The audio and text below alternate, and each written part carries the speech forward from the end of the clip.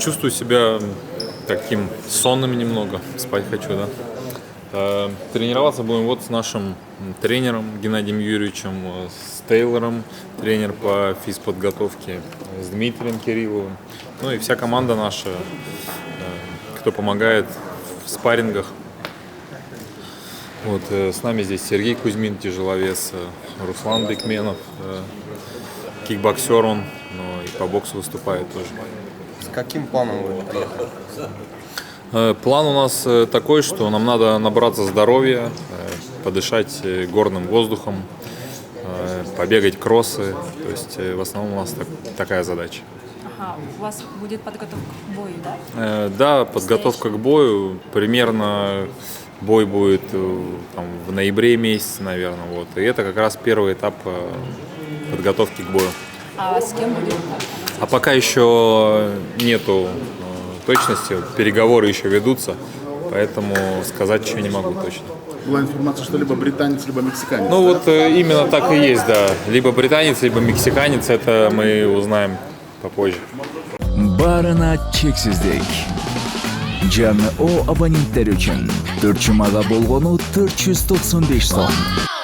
Дароо азыр кошуп алда 3 айга арзандатууга ээ бол.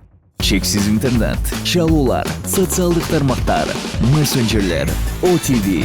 Сен үчүн баары бир тарифте топтолгон. Переходи на О. Барына чексиздик бул сонун. Дмитрий, извините, можно?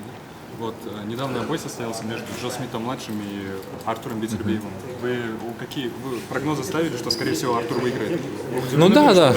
Не, ну прям что так быстро нет, потому что Артур Бетербиев крепкий, Джо Смит крепкий. Но вот тут получилось так, что он бил по более короткой траектории и вот выиграл так. Вы считаете, бой с вами он лучше был, Джо Смит Месси?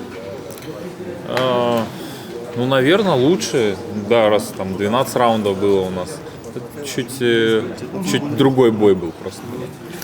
Вот в будущем у вас может быть бой против Артура Бетербиева. И можете сравнить Бетербиева с Канело? Кто сильнее? Ну, Бетербиев это природный полутяж, да. Если Канело это средний вес, который поднялся в полутяж, то Бетербиев природный. Он физически покрепче будет, наверное, помедленнее, менее хитрый, менее быстрый, но тем не менее он физически сильнее. В следующем бою вы планируете выступать с флагом Кыргызстана? Вы знаете, мне, в этот раз, когда я боксировал, мне на самом деле не разрешили, да, выступать с флагом России. И было принято решение, что мы выступаем вообще без флага, да, потому что нельзя выступать с флагом России мне. Но организаторы сделали так все это красиво, экран, выставили флаги тех стран, в которых мы родились, я, Канело, у меня, получается, это Кыргызстан был.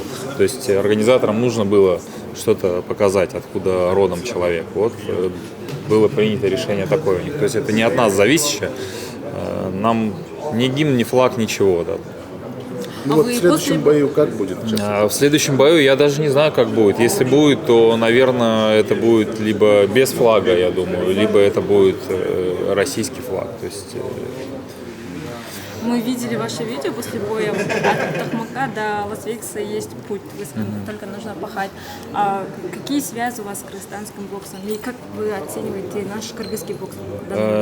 Какие связи? Ну, во-первых, я здесь тренировался, да, у меня много друзей здесь, с кем мы вместе в зале тренировались. У меня вот друг мой, главный тренер Кыргызстана, да, Данияр, Тологон Улу Данияр.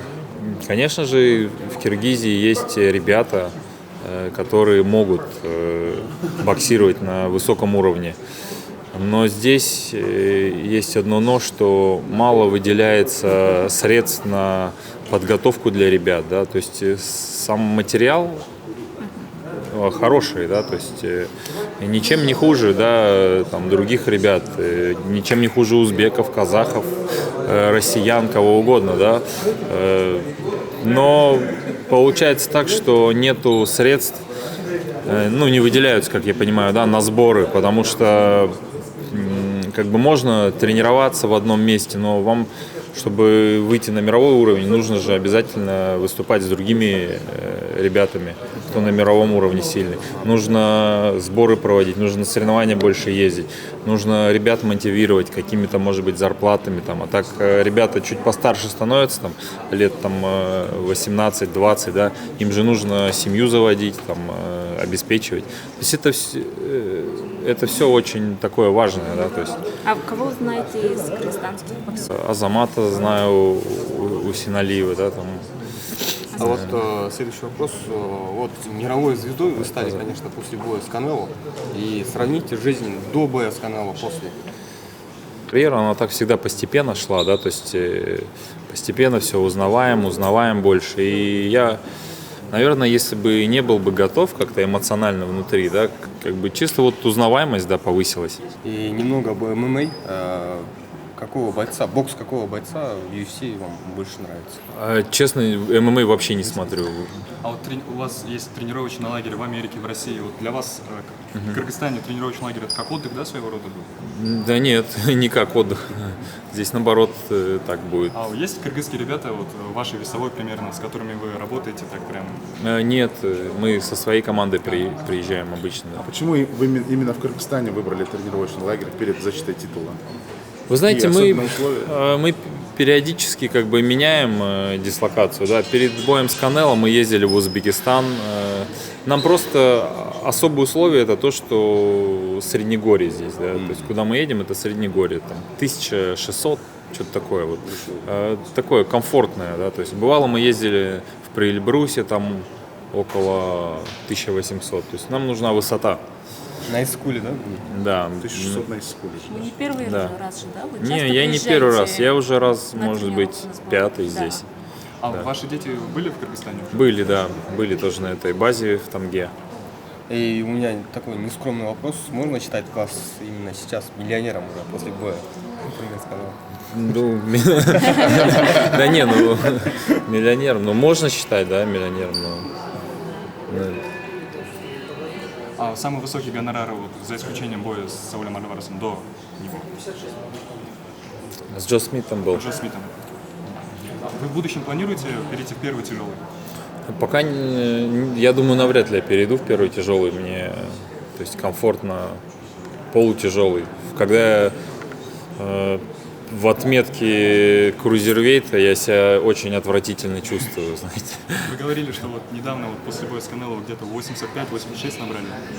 Сейчас сколько вы весите? Сейчас 90 где-то вешу, 90? около 90, да. 88, 89. Да, с дороги человек, да, чтобы не грузить, да. Еще И последний вопрос. конференция, да, еще. Да, у нас уже Последний закончились. крайний вопрос. Вот вы еще прилетят, да, ваши спарринг-партнеры, или в Кыргызстане кто-то будет спарринг-партнер? Вы знаете, у нас здесь особо спарринг-партнеры нам не нужны. Как бы вот есть пару человек у меня там в весе, да, вот сейчас один, и с Узбекистана прилетит еще один спарринг-партнер, да. Но он не то, что даже спарринг-партнер, он сам как бы перспективный боксер, да, то есть